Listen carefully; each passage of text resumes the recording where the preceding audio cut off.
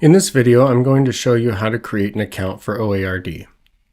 So navigating to this URL, we will see our login screen. We're going to want to click on Sign Up Now. All of the fields on this form that are bold are required. Please be sure to use your work address and your work email, and note your username and password somewhere. After you are done filling out this form, click Submit. On the next screen, we will need to select the application we need access to. Down here, we want to click on Oregon Admin Rules Database and click Submit. On this screen, we simply need to click Submit again. Now that you have created your account and you have your username, you can finish filling out the Rules Coordinator and Delegation of Rulemaking Authority form and email it to the Administrative Rules Unit at the Secretary of State's office.